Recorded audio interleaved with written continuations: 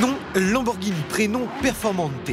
Profession créatrice de plaisir, particularité une sportivité extrême, cheveux au vent. Présentée en fin d'année 2010 au salon de Los Angeles, la Performante version Spider de la Superleggera arpente pour la première fois nos routes européennes et nous, à Turbo, nous en avons eu l'exclusivité. Et vous allez voir comment ce nouveau taureau est une véritable machine de course adaptée à la route. Comment a-t-elle été conçue? Quelles sont ses performances et son pédigré? C'est notre super bonus de la semaine. Avec son style propre, sophistiqué tel un avion furtif, la nouvelle Performante a été taillée dans la fibre de carbone et l'aluminium. Sa grande spécificité, un corps très athlétique.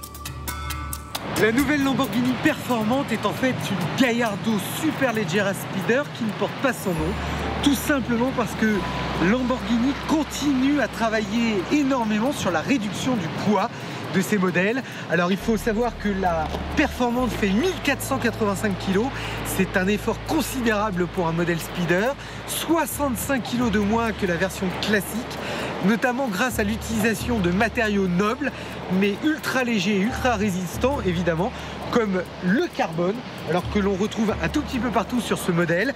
Par exemple, l'aileron, que l'on retrouve sur la Superleggera tout en carbone, les bas de caisse qui entourent les 4 sorties d'échappement et l'extracteur d'air est en carbone. Alors il faut savoir que les roues sont en titane avec l'utilisation de matériaux type magnésium, ce qui permet évidemment là aussi de réduire considérablement le poids, mais ce n'est pas tout. Par exemple, le pare-brise est beaucoup plus fin que sur un modèle habituel, donc ce qui permet là encore de réduire le poids. On a aussi l'utilisation de polycarbonate. Voilà, au passage, un petit effet esthétique très sympathique sur la Performante. Le drapeau italien en forme des optiques arrière et avant, ça c'est sympa. Et puis je vous laisse apprécier l'intérieur. Et là encore, on peut comprendre comment Lamborghini réduit le poids au maximum avec l'utilisation du carbone sur les contreportes, sur la console centrale et même le frein à main.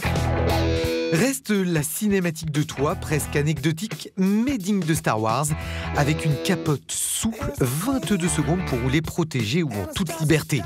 Pour exploiter au mieux ce formidable bolide, nous avons demandé au pilote Philippe Gache de nous donner ses impressions. 10 participations au Mans, rallye raid, pilote Porsche, préparateur pour de nombreuses compétitions, Philippe a bien voulu se prêter à cet exercice. Franchement sympathique. Ah oui, là, ça en jette quand même. Ça en jette? Ouais. En plus, j'ai vraiment un faible pour cette voiture. Ouais.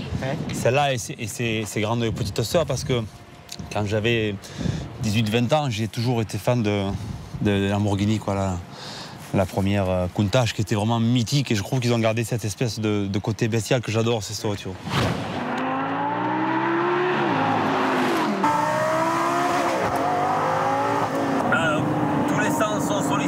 C'est vraiment une auto que j'aime beaucoup pour ça.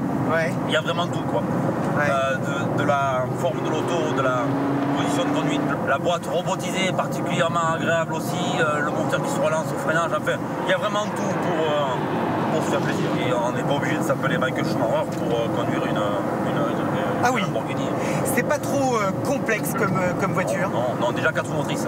Ça, c'est un gage de sécurité incroyable. On peut exploiter la puissance sans se faire peur, puis bon, l'électronique est là et bien là.